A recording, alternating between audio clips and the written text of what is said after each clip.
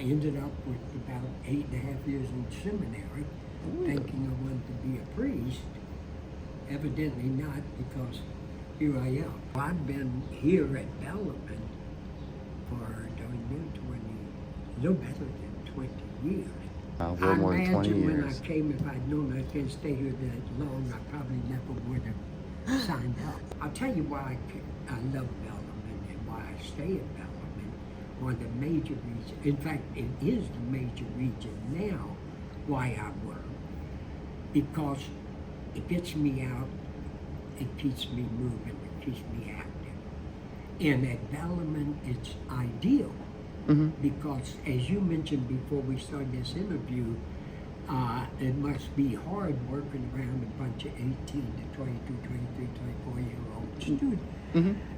You couldn't be further from the truth, because this has been one of my greatest pleasures, is working around the college kids. I love this. It keeps me in touch with young people. It keeps me in tune with what's going on. I talk to professors, I talk to administrative staff, and I have contact with the students. Honestly, Tom is just such an iconic guy, so that every time I went by, he was like, "Hi, young lady, how are you today?" So I'm like, "Oh my god, this cute little adorable man. He's just so adorable and full of energy and full of life."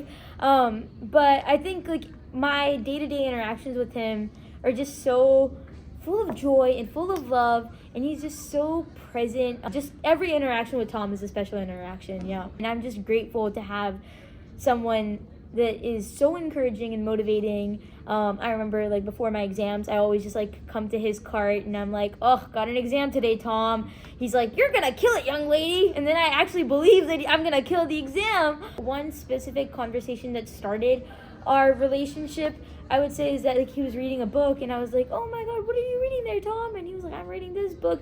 And then I recommended one of my favorite books to him, and he picked it up. He read it in a whole week. He read it faster than I did.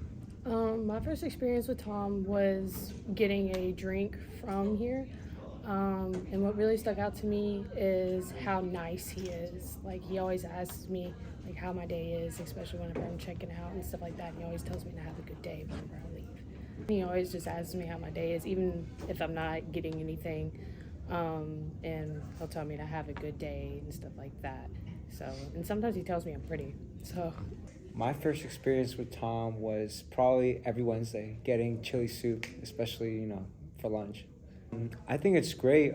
He has a lot of experience, so it's nice to talk to somebody that's older than you and see how life is. And, we don't really get that a lot. But it's nice to hear some experiences that he shares, especially here in Louisville.